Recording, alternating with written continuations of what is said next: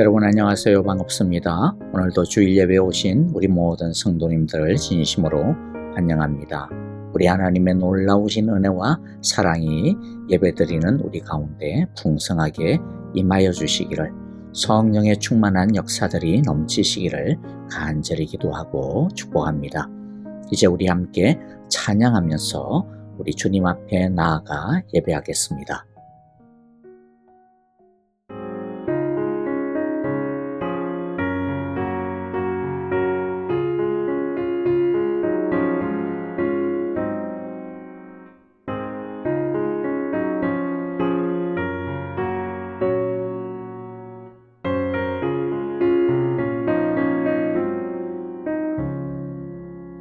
예수가 거느리시니 즐거워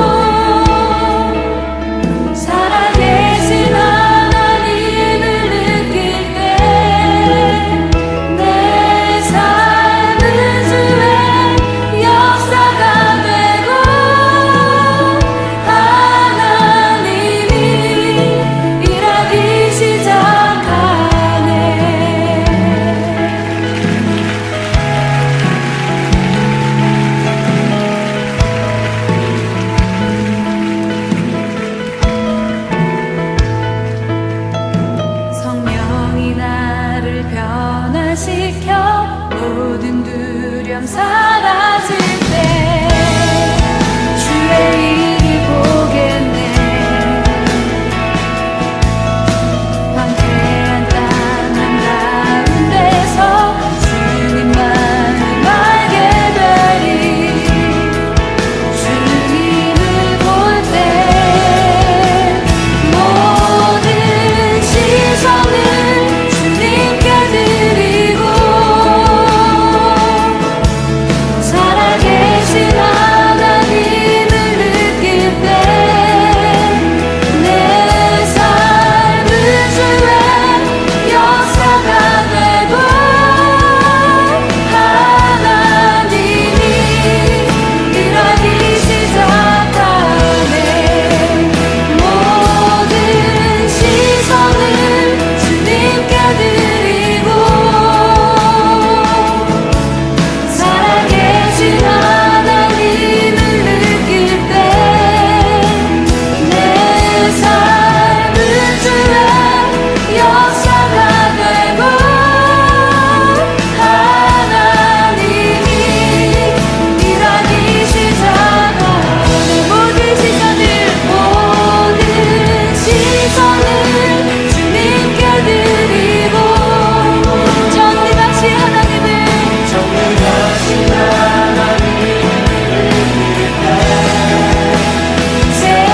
세상은 주의 나라가 되고 하나님이 일하기 시작하네.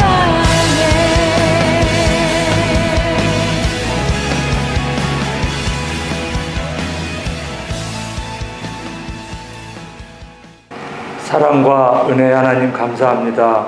우리들을 사랑하여 주시고 늘 함께 하여 주시니 감사드립니다. 오늘 모든 성도들 함께 모여 주님을 경배하기 원합니다. 온 마음 다하여 찬양하기 원합니다. 우리들의 예배를 받아 주시옵소서. 우리의 심령을 성결케 하여 거룩하신 하나님의 임재를 경험하는 시간 되게 하여 주시옵소서. 우리에게 또한 섬길 수 있는 교회 공동체를 허락하심을 감사드립니다. 늘 세상 속에 살면서 걱정과 근심, 염려로 살아가고 있는 우리 삶을 불쌍히 여기셔서 긍휼을 베풀어 주시옵소서.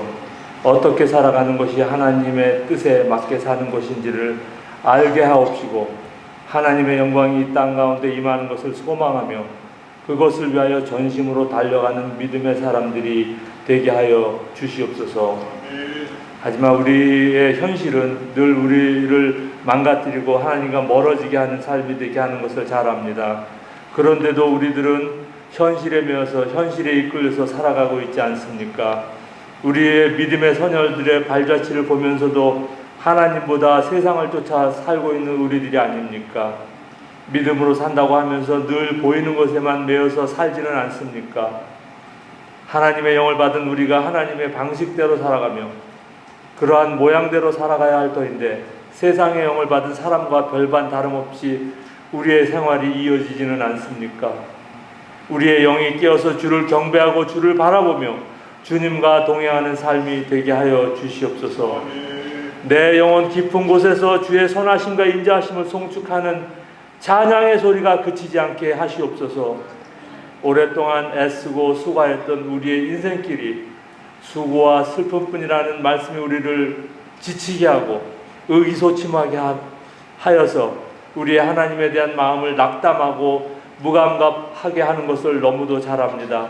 하지만 우리에겐 천국의 소망이 있어 우리의 삶을 다시금 주님께 가까이 가게 하고 이 땅 가운데에서 주님에 대한 열정을 다시금 회복할 수 있게 하심을 감사드립니다. 지금 우리가 직면에 있는 현실을 받아들이고 하나님께서 나에게 하라 하시는 일들이 무엇인지를 알아 행할 수 있는 믿음 생활이 되게 하여 주시옵소서. 하나님의 방식을 알며 그 방식을 알고 이해한 만큼 삶에 적응하며 사는 우리가 되게 하여 주시옵소서. 우리가 세상 공동체가 아닌 교회 공동체에 속하며 세상 재물과 권력에 찌든 삶을 배우지 말며 하나님이 기뻐하시는 삶을 배우며 살아가게 하시옵소서. 가정에서는 우리의 아이들에게 본이 되며 교회에서는 젊은 세대들에게 본이 되어 서로 사랑하며 섬기는, 또한 주를 향한 열정과 기도하는 모습을 보여주는 우리들이 되게 하여 주시옵소서. 우리 속에 하나님이 계십니다. 그리고 그 하나님이 지금 이 순간에도 일하고 계신다는 것을 잊지 않는 우리의 신앙생활이 되게 하여 주시옵소서. 지금 현재 우리에게 큰 어려움과 환난이 없다 하여, 또한 우리의 삶에 하나님이 필요하지 않다 하여 평생을 지켜온 우리의 신앙생활을 망가뜨리는 어리석음을 범하지 않게 하시옵소서. 다시금 우리가 깨어서 기도하는 믿음의 사람이 되게 하여 주시옵소서. 주님 나라 확장을 위해 헌신한 선교사님들을 위해 기도합니다.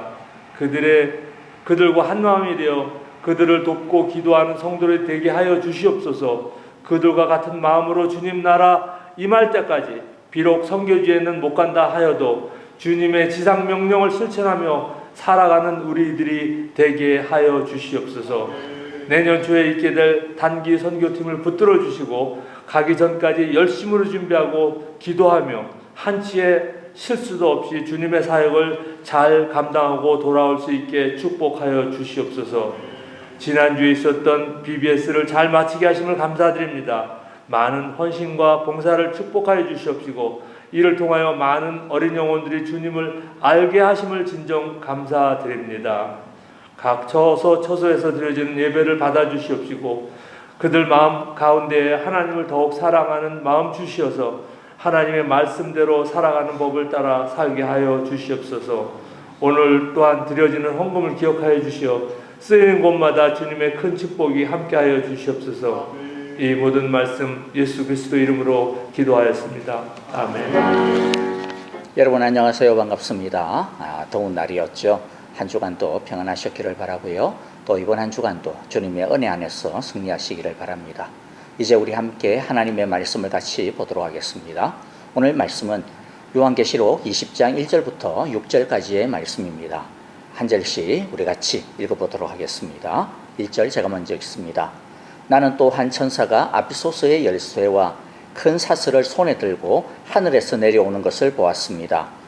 그는 그 용, 곧 악마요 사탄인 그 옛 뱀을 붙잡아 결박하여 아비소스에 던지고 닫은 다음에 그 위에 봉인을 하여 1000년 동안 가두어 두고 1000년이 끝날 때까지는 민족들을 미혹하지 못하게 하였습니다.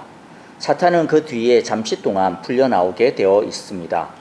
내가 또 보좌들을 보니 그 위에 사람들이 앉아 있었는데 그들은 심판할 권세를 받은 사람들이었습니다. 또 나는 예수의 증언과 하나님의 말씀 때문에 목이 베인 사람들의 영혼을 보았습니다. 그들은 그 짐승이나 그 짐승 우상에게 절하지 않고 그들의 이마와 손에 그 짐승의 표를 받지 않은 사람들입니다. 그들은 살아나서 그리스도와 함께 1000년 동안 다스렸습니다.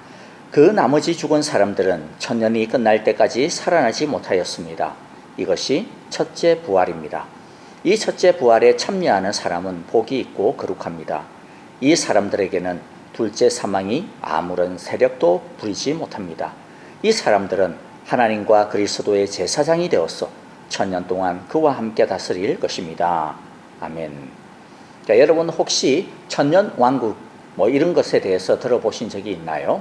또는 아니면 나는 1000년 왕국 중에서 나는 어떠한 견해를 갖다가 지지해, 나는 그것을 믿어 라고 그런 생각을 가지고 계신 분이 계시는지 모르겠습니다. 자, 그런데 오늘 말씀을 우리가 함께 볼 때는요, 그러한 것들을 다 접어두시기를 바랍니다. 자, 오늘 우리가 성경을 읽을 때 1000년 왕국이라고 하는 그러한 용어, 단어가 나왔나요? 나오지 않았습니다. 물론 1000년 동안 다스린다 라고 하는 말은 여러 번 반복이 되었지만은, 그런데 1000년 왕국이라고 하는 용어는 아니었죠. 다스린다라고 했으니까 그게 뭐 나라인 거가, 그 다음에 왕국이라고 하는 것과 뭐 다를 바 없는 거 아니야? 같은 거 아니야? 라고 질문할 수가 있는데요. 그런데 다스린다라고 해서 그것이 꼭 어떠한 나라를 형성한다라는 말이 아닙니다. 사실 학자들이 1000년 왕국이라고 하는 이 용어를 갖다가 사용할 때는 그게 뭐 추상적인 그런 개념이 아니거든요. 예수님이 왕으로 다스리든 아니면 뭐 대통령으로 다스리든 어떤 땅이 있고 국경이 있고 뭐 그런 거예요. 그래서 이 지구상 어디엔가 예수님이 왕 내지 대통령이 되어가지고 예수 삼아가지고 세워지는 어떤 실제적인 나라로서의 천년왕국을 말하거든요.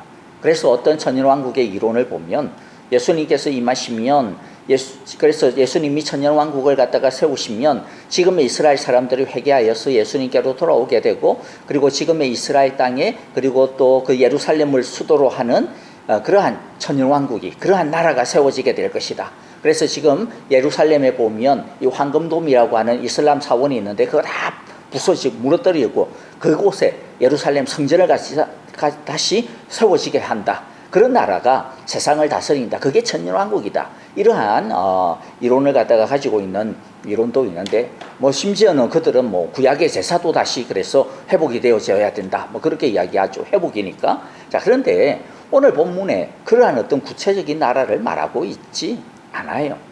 그런 천년왕국이 꼭 일어나고, 또 너무나도 중요한 것이라면 성경이 이것에 대해서 그렇게 모호하게, 그리고 또 그것도 여기에서 딸랑 한번 그렇게 말씀만 하시겠습니까? 사실 우리가 계시를 보면 중요한 계시들은요, 시대를 거쳐오면서 발전을 해요. 시대를 거쳐오면서 더 선명하게 선포가 됩니다. 반복되어서 선포하는 것이 패턴이죠. 천년왕국이 그렇게 중요하다면 그렇게 하셨을 것입니다. 그런데 천년왕국은 그렇지가 않아요. 그래서 저는 성경에도 없는 그런 천년왕국이라고 하는 불완전한 개념을 사용하기보다는 예수님께서 우리에게 가르쳐 주신 명확하고도 분명한 말씀이 있습니다. 메시지가 있었어요. 그게 뭡니까? 하나님의 나라라고 하는 것이었죠. 하나님 나라의 복음, 이것을 가지고 이 본문을 이해하는 것이 훨씬 더 안전하다. 그리고 훨씬 더 쉽다. 그리고 또 저는 올바르다라고 생각을 합니다. 왜냐하면 하나님 나라의 복음이라고 하는 것은 분명히 예수님께서 우리에게 선포하시고 사람들에게 또 친히 가르쳐 주신 예수님의 핵심적인 메시지이기 때문에 그렇습니다.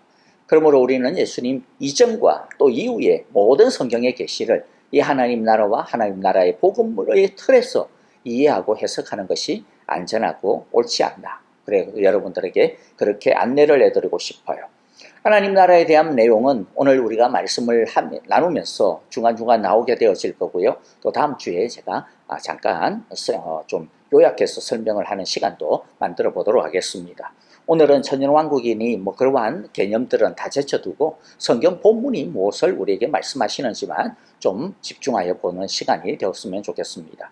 첫째, 1절부터 3절을 보면 뭐라고 말씀합니까? 용, 사탄, 즉 옛뱀은 결박이 되었다라고 이야기하죠. 1절에 보면 나는 또 한 천사가 아비소스의 열쇠와 큰 사슬을 손에 들고 하늘에서 내려오는 것을 보았습니다. 하나님의 권세를 받은 한 천사가 하늘에서 내려왔다라는 거예요. 그냥 하나님의 권세를 받았습니다. 그래서 그가 뭘 합니까? 2절에 보니까 그는 그 용, 곧 악마요, 사탄인 그 옛 뱀을 붙잡아 결박하여 아비소스에 던지고 닫은 다음에 그 위에 봉인을 하여 천년 동안 가두어두고 천년이 끝날 때까지는 민족들을 미혹하지 못하게 하였습니다. 사탄은 그 뒤에 잠시 동안 풀려나오게 되어 있습니다. 자, 여기에서 나오는 여러 가지 용어들, 장면들이 있어요. 아비소스가 뭐예요? 음부예요. 음부 또는 아니면 나중에 이제 지옥이라고 그렇게 번역이 되어지게 될 텐데요. 자, 어쨌든 아비소스, 또 아비소스의 열쇠, 큰 사슬, 결박, 자, 이와 같은 것들은 상징적이고 은유적이고 비유적인 표현들입니다. 그게 뭐 진짜 어디 있다라는 게 아니에요. 아비소스가 그럼 어디 있냐? 뭐 지구 뭐 저 밑에 뭐 중앙 부부까지 땅을 갖다가 파면 지옥을 갖다 만나게 되냐? 그런 거 아니잖아요. 사탄을 갖다가 결박시키는 어떤 큰 사슬, 그런 게 뭐 진짜 있다, 그런 것 아니죠.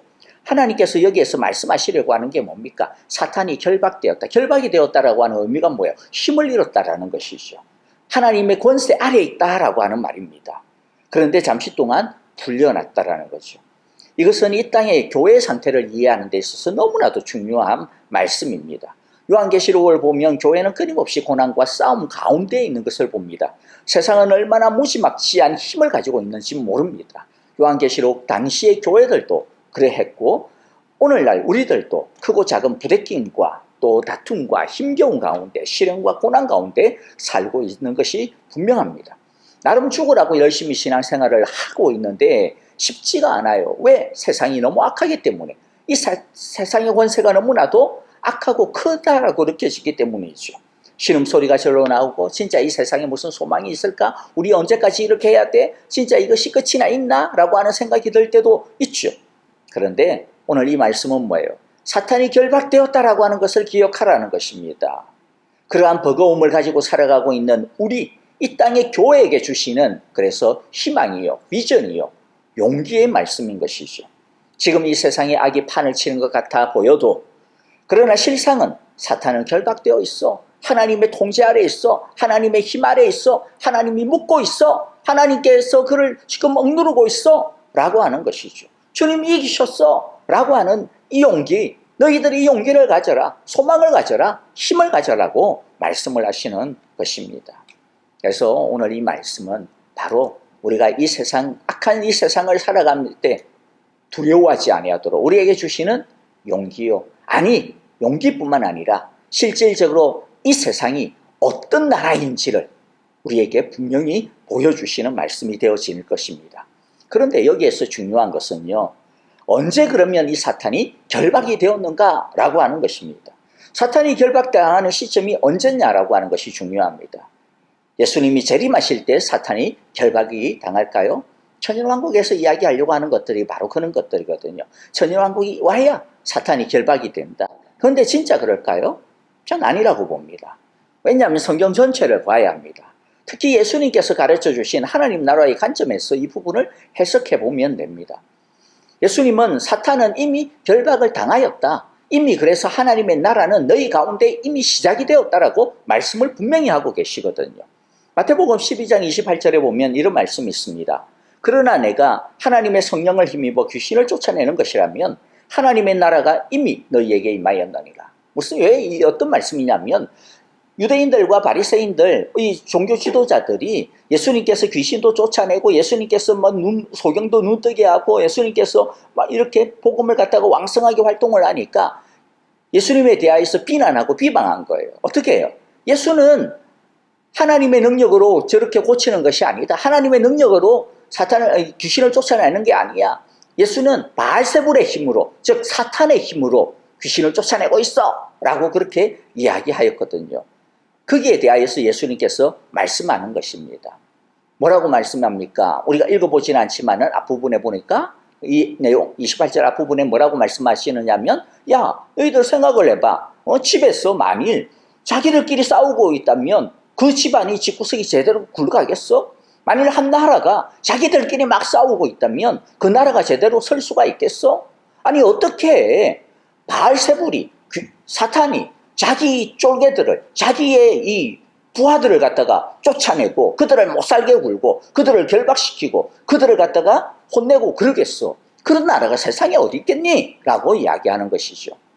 그러니까 자기는 누구의 힘으로? 성령의 힘으로, 하나님의 능력의 힘으로 하는 것이야 라고 말씀을 하고 있는 겁니다. 그래서 내가 하나님의 성령을 힘입어 귀신을 쫓아내는 것이면, 여기서 쫓아내는 것이면 이러니까 사실은 아닌데 만약 그게 사실이라면 이라고 이런 뜻으로 예수님이 말씀하시나? 그런 뜻이 아니에요. 내가 하나님의 성령을 힘입어서 귀신을 쫓아내는 거야. 그런데 내가 그렇게 성령을 힘입어서 귀신을 쫓아내는 것이라면 그것은 어떤 의미라는 것인가? 그게 어떤 의미인가? 어떤 의미라는 거예요? 하나님의 나라가 이미 너희 가운데 임하였다라는 거예요.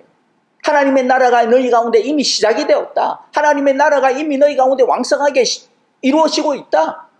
하나님께서 지금 통치하고 있다. 그 증거가 뭐냐? 귀신이 쫓아나는 것. 병자들이 고침을 받는 것이. 어두움이 물러가고 진리가, 빛이 선포되고 있는 것이다. 바로 지금 내가 너희에게 보여주고 있는 이것이 어떤 증거냐? 하나님의 나라가 이미 시작이 되었다라고 하는 증거라는 것이죠. 그러면서 마태복음 12장 29절에서 예수님이 한 예를 갖다가 들은데요. 사람이 먼저 강한 자를 결박하지 않고서야 어떻게 그 강한 자의 집에 들어가 그 세간을 강탈하겠느냐. 결박한 후에야 그 집을 강탈하리라. 무슨 내용입니까? 이게 하나의 비유거든요. 좀 비유인데 좀 이상한 비유기는 하지만 예를 들어 강도가 어떤 집에 들어가가지고 그 집에 있는 것 막 좋은 것들을 다 썰어가려고 해요. 그런데 그냥 사람이 없었을 때 들어갔으면 그냥 몰래 가져갔겠죠. 그런데 있어. 사람이 있으면 그럼 어떻게 해야 그 집에 물건들을 갖다가 안심하고 그리고 빨리빨리 다 다 그냥 썰어갈 수가 있겠습니까? 사람이 있는데 몰래 몰래 하면 될 거 아니에요. 그러니까 제일 먼저 하는 게 뭡니까? 그 주인을 갖다가 결박시키는 거죠. 그래서 꼼짝 못하도록 해놔놓고 그 다음에 그냥 마음 편히 다 썰어 담는 것이죠. 그 비유를 갖다가 이야기합니다.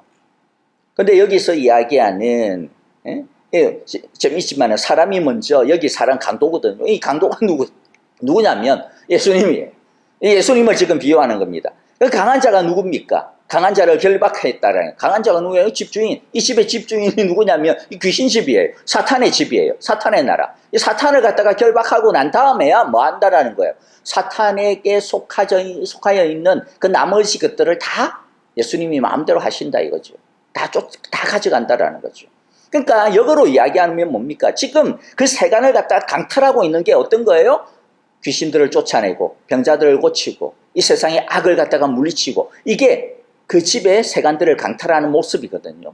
예수님께서 이 땅에 오셔가지고 하시는 사역들이 바로 그겁니다. 그런데 그렇게 하고 있다라고 하는 것은 어떤 의미라는 거예요? 예수님께서 이미 그 집의 주인 사탄을 결박시켰다라고 하는 것입니다. 그러니까 사탄은 이미 뭐예요? 결박당하였다라는 거죠. 예수님이 오셔가지고 이 땅에 오셨어. 3년 동안 공생의 사역을 하시면서 그가 귀신을 쫓아내고 병자들을 고치고 말씀을 선포하고 그 모든 것들은 어떤 사역이다? 사탄을 결박한 사역이다.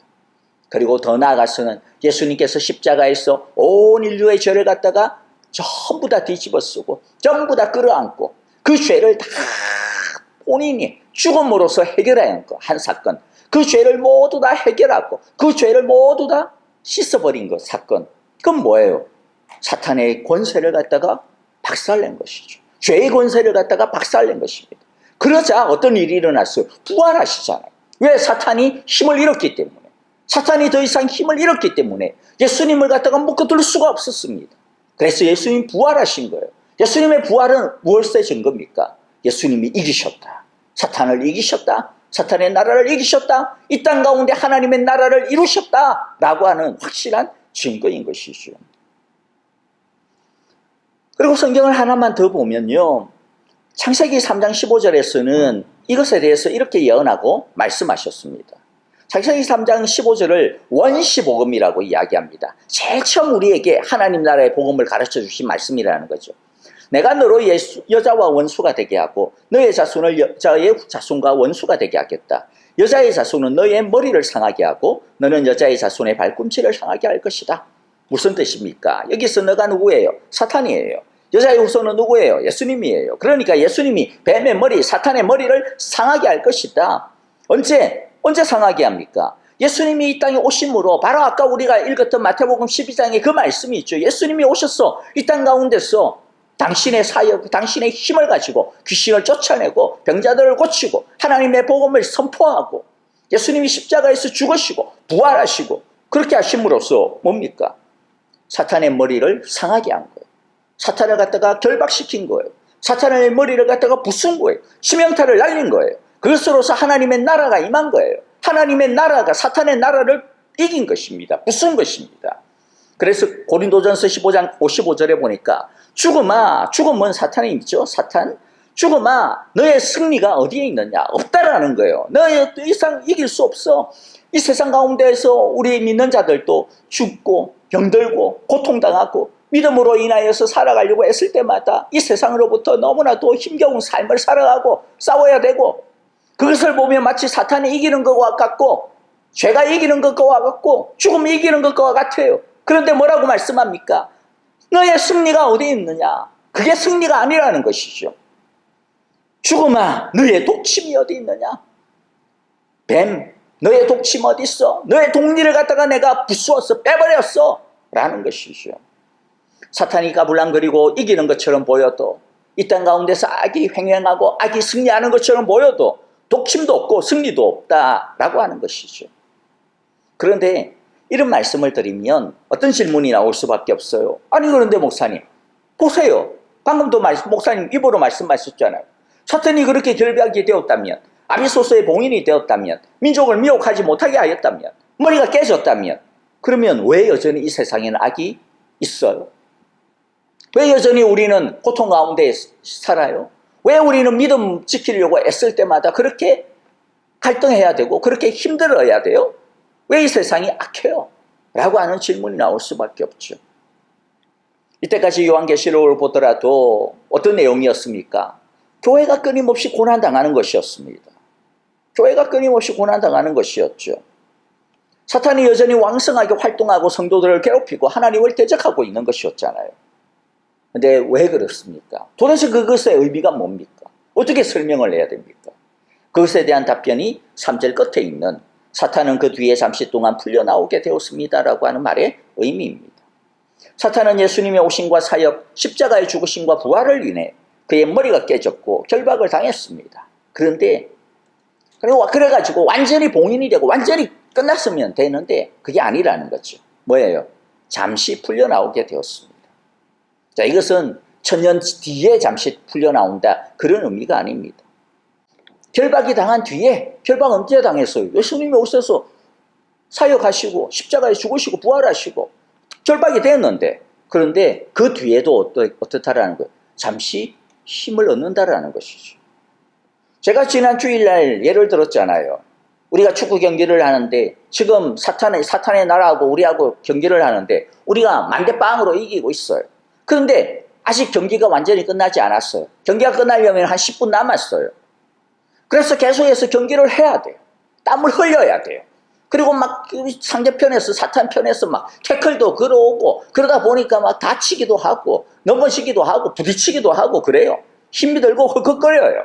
지금 우리가 살고 있는 상태가 바로 그거죠. 만대빵으로 이기고 있어가지고 절대로 질 일이 없어요. 절대로 질 일이 없어요. 하지만 경기를 하고 있어요. 하지만 여전히 사탄은 뛰고 있어요. 우리도 뛰고 있어요. 창세기 3장 15절 말씀에서도 같은 메시지를 주셨잖아요. 여자의 자손은 너희의 머리를 상하게 하고 예수님이 너의 머리를 상하게 할 거야. 사탄의 머리를 깰 거야. 하지만 너는 여자의 자손의 발꿈치를 상하게 할 것이다. 머리를 상하게 했는데 다 죽은 게 아니라는 거예요. 아직도 힘이 남아 있어가지고 예수님의 발꿈치를, 하나님의 나라의 발꿈치를, 교회의 발꿈치를 우리를 물고 늘어진다라는 것이죠. 하지만 발꿈치를 상하게 한다라는 게 뭡니까? 죽이지는 못한다라는 거예요.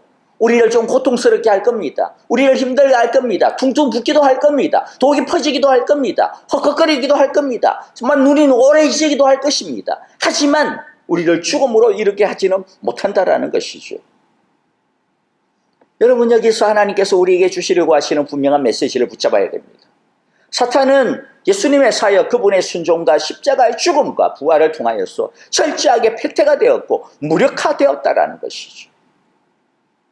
민족을 미혹하지 못한다라고 한 것처럼 그들이 여전히 우리를 미혹하기는 해요. 그러나 뭐예요?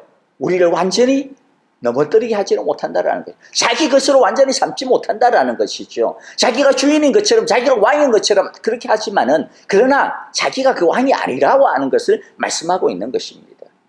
지금 풀려난 것처럼 다니고 있지만, 그러나 그의 머리는 이미 깨졌습니다. 피를 질질 흘리면서 사탄은 가고 있는 것입니다. 결박을 당했습니다. 십자가에 묶여져 있습니다. 주님의 부활의 나라의 권세 아래 묶여져 있습니다. 그런데 묶여져 있어가지고 쇠사슬에 묶여져 있는데 그 묶여져 있는 반경만큼은 돌아다니잖아. 그 가까이 가면 어떻게 됩니까? 물립니다.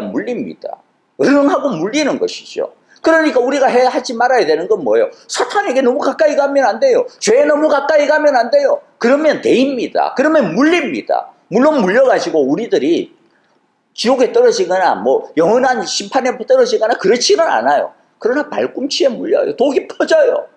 막 눈앞이 노래지고 막 해롱해롱 거립니다. 죽을 것 같기도 하고 그래요. 천국에 못 들어갈 것 같기도 하고 그래요. 사탄이 우리에게 주는 독이에요. 독침이에요. 그러니까 사탄 가까이 가면 안 된다라는 거예요. 하지만 동시에 우리에게 주시는 용기가 뭡니까? 너무 두려워하지 마. 이미 사탄은 힘을 잃었어. 이미 사탄은 머리가 깨졌어. 이미 사탄은 결박이 되었어. 잠시 놓여 있는 것 같지만은 그러나 그런 결박된 상태야 라고 하는 것을 우리에게 말씀하시는, 이 용기를 가지고 끝까지 주님의 나라를 향해서 달려가라는 말씀입니다. 두 번째, 오늘 이 말씀이 우리에게 주시는 교훈이 뭡니까? 4절부터 6절에 보면 우리는 예수님과 함께 천년 동안 왕노로 타고 있다라는 것입니다. 4절, 내가 또 보자들을 보니 그 위에 사람들이 앉아 있었는데 그들은 심판할 권세를 받은 사람들이었습니다. 또 나는 예수의 증언과 하나님의 말씀 때문에 목에 베인 사람들의 영혼을 보았습니다. 그들은 그 짐승이나 그 짐승의 우상에게 절하지 않고 그들의 이마와 손에 그 짐승의 표를 받지 않은 사람들입니다. 그들은 살아나서 그리스도와 함께 천년 동안 다스렸습니다. 자, 먼저 보호자들의 어떤 사람들이 앉아있는 것을 보았어요. 그들이 누굽니까? 예수의 증언과 하나님의 말씀 때문에 목이 베인 사람들의 영혼. 그러니까 이 사람들은 뭐 영혼이에요, 영혼. 그 짐승이나 그 짐승 우상에게 절하지 않고 그들의 이마와 손에 그 짐승의 표를 받지 않은 사람들, 그 영혼들입니다. 이들은 그런데 꼭 순교한 사람들만을 말하는 것이 아닙니다. 요한계시록에서 이러한 사람들은 다 누굽니까? 바로 끝까지 신앙을 지키고 끝까지 믿음의 길을 지키고 끝까지 예수님을 붙들고 하나님의 품에 안긴 모든 성도들을 뜻합니다. 그런데 이들이 뭐 해요? 그들은 살아났다라고 이야기합니다. 살아났어. 한글 성경에는 살아났어 라고 이야기되어져 있는데, 근데 원래 이 동사는 현재도 아니고 미래도 아니고 과거형이에요. 그들은 이미 살아났다라는 겁니다. 예수님이 재림하시기 전에 살아날 거 아니다라는 거예요. 그들은 지금도 사도 요한이 보고 있는 그 순간에도 그들은 이미 살아나 있었다라는 것입니다. 이것이 무엇이 뜻하는지는 조금 이따가 첫째 부활을 다루면서 설명을 하도록 할게요. 중요한 것은 살아났다. 재림 때 있을 미래의 사건이 아니다 라는 것이죠. 이미 일어난 과거의 사건이다. 그리고 이들은 살아나서 뭐합니까? 예수님 동안 천년 동안 다스렸다. 여기서도 중요해요. 다스렸다. 나중에 보면 다스릴 것이다 라고 하는 것도 있는데 여기서는 뭐라고 해요? 다스렸다. 뭐예요? 과거입니다. 옛날에 이미 다스리고 있다라는 거예요. 지금도 다스리고 있다라는 것입니다. 당연히 재림 후에 우리는 예수님과 함께 왕노릇 할 거예요. 그런데 그 왕노릇이 단순하게 미래형이 아니라 뭐라는 겁니까? 지금 이미 하고 있더라는 것이죠. 이미 내가 보니까 예수님과 함께 왕노릇 하고 있더라는 것입니다. 이들이 과거로부터 지금까지 또 앞으로도 천년 동안, 천년이라고 하는 것은 여기 상징적인 거예요. 꼭 천년이라고 하는 숫자가 아닙니다. 온전한 예수님의 이 다스림이 정말로 온전함을 이야기해요. 그 다스리고 있어요. 그러니까 이 다스림이 언제부터 일어났느냐, 이게 중요한 것이겠죠. 예수님이, 우리들이, 이 성도들이 언제부터 살아났고 언제부터 다스리고 있습니까? 성경에서 우리가 이것을 발견해야 됩니다. 해석을 해야 되죠. 우리는 이것을 예수님께서 선포하시고 가르쳐 주신 하나님 나라의 복음에 대해서 하나님 나라를 통하여서 이것을 이해할 수 있고 확인할 수가 있습니다. 예수님은 하나님 나라의 복음을 선포하셨습니다. 하나님 나라의 복음은 예수님이 가져오신 가장 핵심적인 복음의 핵심입니다. 그래서 마가복음 1장 15절에 보면 때가 찼다. 예수님께서 선포하신 복음이 뭐냐? 하나님의 나라가 가까이 왔다. 회개하여라. 복음을 믿어라. 복음이 뭐라는 거예요? 때가 찼고 하나님의 나라가 가까이 왔으니까 회개해라. 이것이 복음입니다. 하나님의 나라가 가까이 왔다라고 하는 것이 복음이죠. 여기서 가까이라고 하는 것은 빨리 있다가 아니에요. 바로 임박했다라는 겁니다. 문 바로 앞에 손잡이를 열고 들어오고 있다. 그래서 아까 이야기했잖아요. 예수님께서 뭐라고 말씀하셨어요? 이 말씀을 선포하고 난 다음에 이제 사역을 진행하고 난 다음에는 뭐라고 이야기하냐? 이미 너희 가운데 하나님의 나라가 임하였다. 시작이 되었다라고 말씀하시는 것이죠. 예수님께서 무엇을 가르치시고 무엇을 선포하십니까? 마태복음 4장 23절에 보니까 예수께서 온 갈릴리를 두루 다니시면서 그들의 회당에서 가르치시며 무엇을 가르쳐요? 하나님 나라의 복음을 선포하며 하나님 나라의 복음을 가르치고 하나님 나라의 복음을 선포하고 하나님 나라의 복음을 통하여서 백성 가운데에서 모든 질병과 아픔을 고쳐주셨다는 거죠. 자, 그러면 하나님의 나라는 언제 왔습니까? 자, 아까 우리가 읽었잖아요. 이제 그것을 갖다가 똑같은 본문을 가지고 누가복음 11장 20절에 이렇게 이야기합니다. 그러나 내가 하나님의 능력을 힘입어 귀신들을 내쫓으면 하나님의 나라가 너희에게 이미 온 것이다. 두 번 이상 반복할 필요가 없죠. 뭐라고 해요? 하나님 나라가 이미 너희에게 온 것이다. 임하였다. 라고 이야기합니다. 우리는 이것을 성경의 예언들을 통하여서도 확인하고 이해할 수가 있습니다. 구약의 예언자들은 하나님의 나라, 이 주님의 나라를 갖다가 바라보았습니다. 그것을 예언하였습니다. 그 메시아의 시대를 예언하였습니다. 언젠가 주의 날, 언젠가 메시아가 올 것이다. 그때가 올 것이다. 그때가 오면 주의 날이 임할 것이다. 그런데 메시아가 누굽니까? 예수님이잖아요. 예수님이 오시면서 뭐가 시작이 된 겁니까? 주의 날이 시작이 된 거예요. 하나님의 날이 하나님의 나라가 시작이 된 것입니다. 이미 종말이 시작이 된 것입니다. 그래서 사도 베드로도 오순절날 성령 강림 때 요엘서 설교를 통하여서 이 부분을 분명하게 선포한 거예요. 성령이 임하고 막 사람들이 제자들이 난 곳의 방언으로 막 예언을 하고 하나님의 말씀을 갖다가 능력 있게 선포하고 거기에 있는 예루살렘 성전에 있는 온 유대인들이 막 깜짝 놀랐습니다. 도대체 이게 무슨 일이야? 이게 무슨 일이야? 그때 사도 베드로가 무엇을 이야기했어요? 요엘서 2장을 갖다가 인용하면서 말세에 주님의 날에 마지막 때에 하나님께서 성령을 모든 사람들에게 약한 자와 작은 자와 큰 자와 그리고 또 나이 든 사람들과 어린 자들 모두에게 다 성령을 부어주실 거라고 이야기하지 않았냐? 바로 오늘 너희가 보고 있는 것이 바로 그거야. 그 말씀이 성취가 되고 있는 거야. 그건 무슨 말이에요? 성령이 오시면 바로 마지막 때가 성취가 되었다. 주님의 날이 임하였다. 하나님께서 약속하신 그 주님의 날이 그 마지막 때가 그 하나님의 나라의 때가 이루어졌다라고 하는 것이죠. 바로 그 증거라는 것입니다. 여러분, 그런데 이 말씀이 우리에게 주시는 중요한 메시지가 뭐예요? 그것은요, 이 세상을 살아가고 있는 우리 자신이 어떤 존재인지를 분명히 알아야 된다는 것이죠. 아까 우리가 첫 번째 이야기한 것처럼 우리는 훗날 천국에서 주님의 자녀로 왕같이 살 거예요. 주님과 더불어서 왕노로 살 거예요. 주님의 나라에서 우리는 길이 살 거예요. 그런데 그것만 좋아하라 하면 안 된다라는 거예요. 우리가 주님과 함께 왕노릇 한다라고 하는 것은 단순하게 미래에 우리 죽으면 그렇게 되겠지라고 하는 것이 아니라는 것이죠. 지금 뭐 하고 있다라는 겁니까? 지금 다스리고 있더라는 것이죠. 지금 살아나서 다스리고 있더라는 것이죠. 지금 하늘 보니까 성도들이 주님과 함께 왕노릇하고 있더라는 것이죠. 예수님은 우리를 이 땅을 위한 왕같은 제사장으로 우리를 부르셨다라고 성경에서 베드로전서 2장 9절에서 분명히 말씀하시지 않았습니까? 그 말의 뜻이 무엇입니까? 우리는 천국에서뿐만 아니라 이 땅에서 사는 날도 이미 왕답게, 왕같은 제사장답게 왕으로서 주님과 함께 다스리는 자로서 살아야 된다라고 하는 것이죠. 왜냐하면 주님이 사탄을 물리치고 승리하셨기 때문에 주님께서 우리 가운데 이미 하나님의 나라를 이루어 주셨기 때문이라는 것이죠. 우리는 이미 보좌에 앉은 존재입니다. 과거의 성도들이 이미 죽어가지고 그 영혼이 주님의 보좌와 더불어서 살아서 하나님의 주님과 함께 왕노릇하고 있다면 우리도 어떻게 되겠습니까? 우리도 결국 그들과 똑같은 존재라는 것이죠. 그런데 단순하게 영혼만이 아닙니다. 우리는 지금 이 땅에서도 주님과 함께 왕노릇하고 있는 존재예요. 조금 이따가 말씀드리겠습니다. 그러므로 기억합시다. 우리는 이미 보좌에 앉은 존재예요. 우리는 만대빵으로 이기고 있는 싸움에서 그렇기 때문에 기죽을 필요가 없습니다. 가난이나 외모나 성공이나 출세를 못했다고 해서 또는 아니면 내가 지금 병들어가지고 너무 힘들다고 해서 내가 너무나도 기진맥진했다라고 해서 기죽을 필요가 없습니다. 우리는 왕노릇을 하며 세상을 사는 하나님의 자녀들입니다. 누구의 눈치나 보면서 왕자인데도 불구하고 여러분 거지 왕자 아시잖아요. 거지와 왕자 그 이야기 아시죠? 왕자인데 거지 옷을 갖다가 갈아입고 가지고 사람들이 자기를 갖다가 왕자인 취급을 안 했죠. 몰라.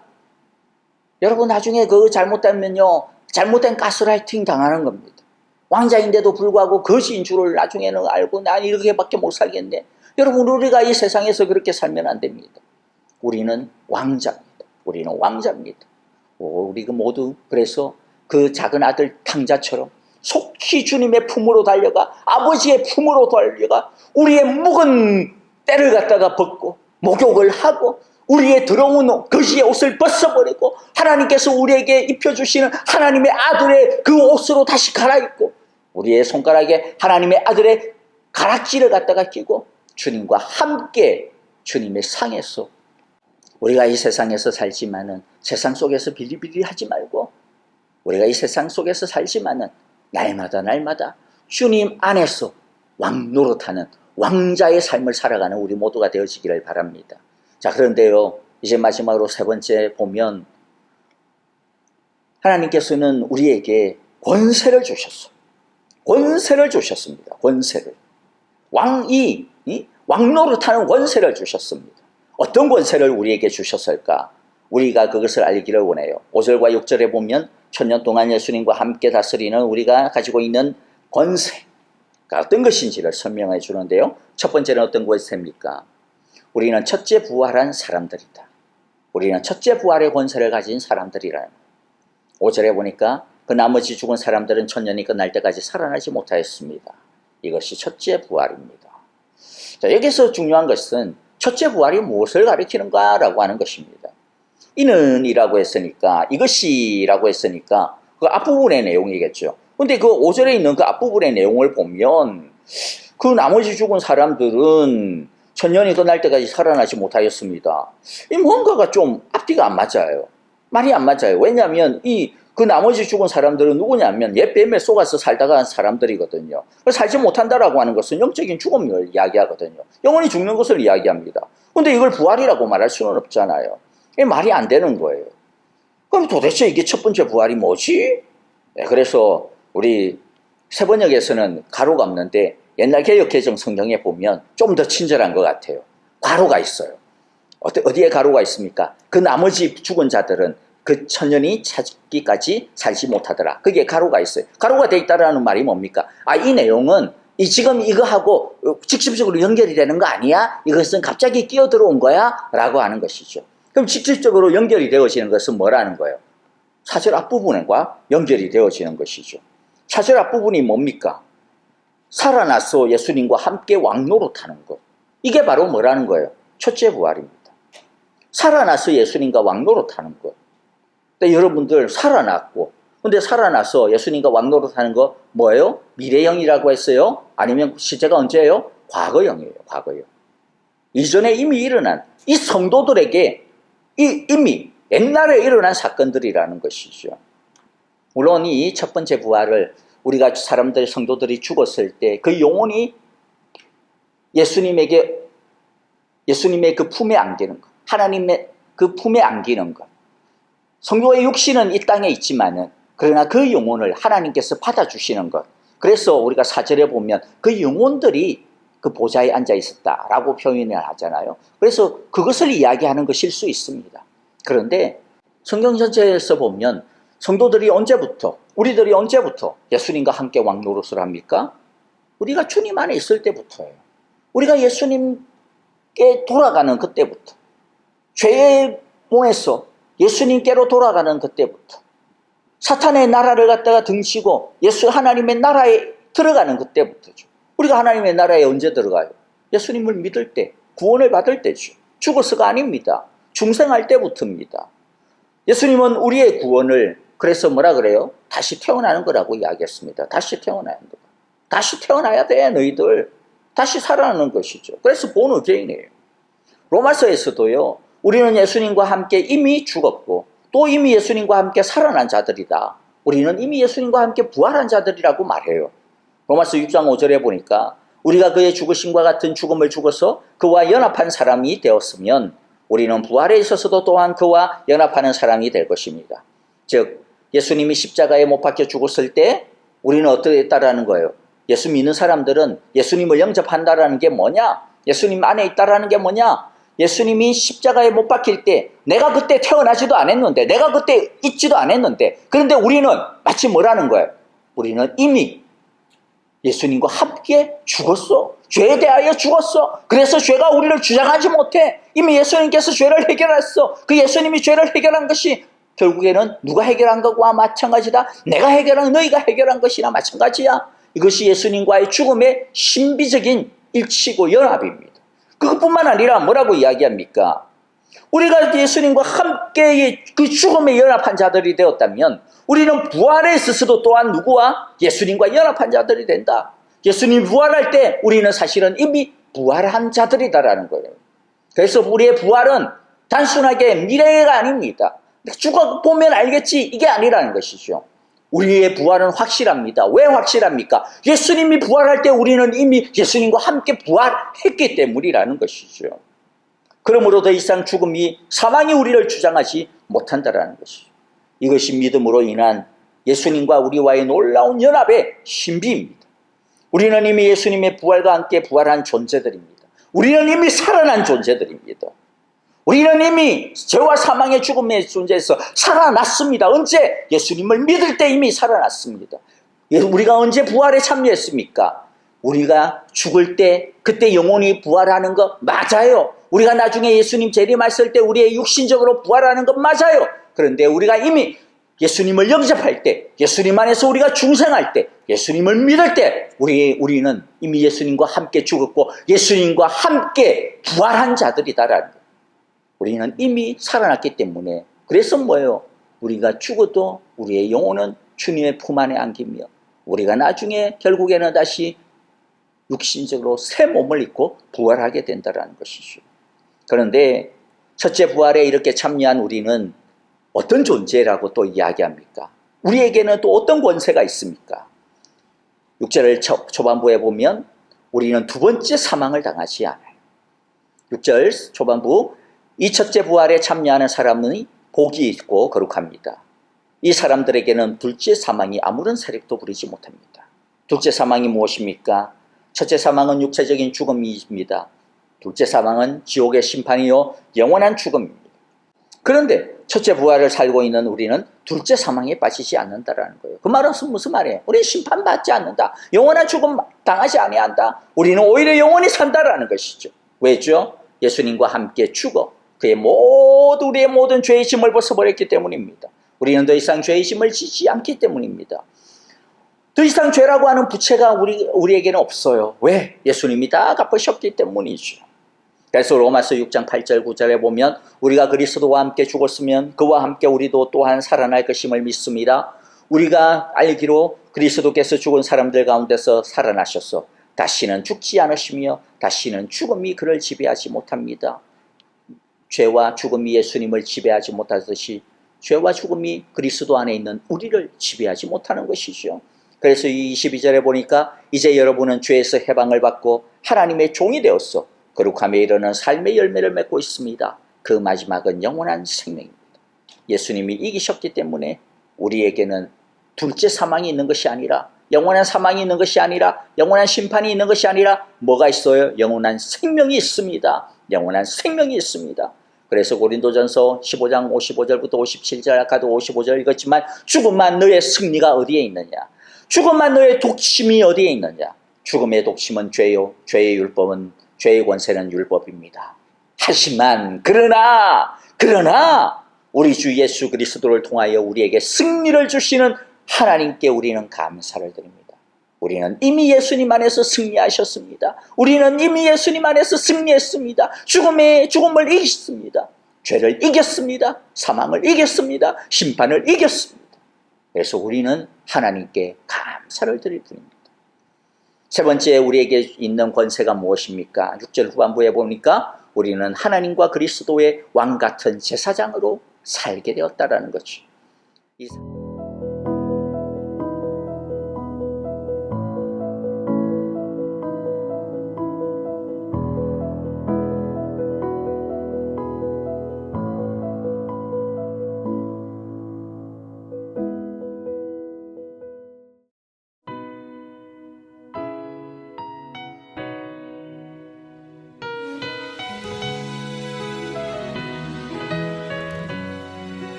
그날 모두 변화되리. 예수 모든 상처 치유되리. 이전 것은 지나가리라.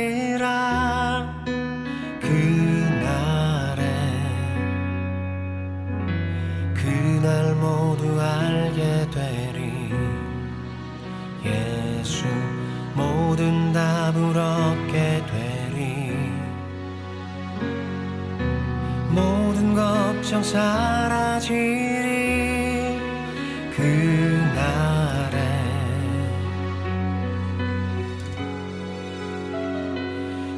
그날에 천국에서 영원한 기쁨 주와 나누리. 주의 얼굴 승리의 노래 부르리.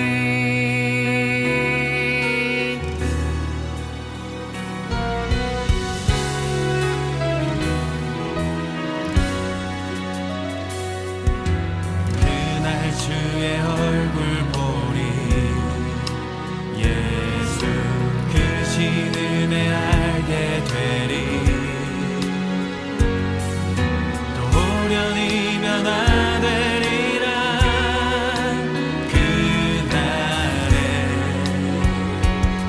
그날에 자유케 되리라. 예수 모든 고통은 끝나리. 찬란한 주 영광 보리라.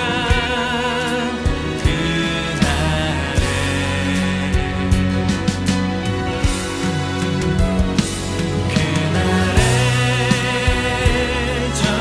천국에서 영원한 기쁨 주와 나누리. 주의 얼굴 뵐 때 승리의 노래 부르리.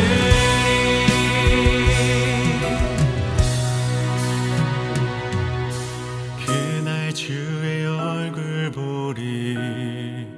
예수 그 신 은혜 알게 되리. 또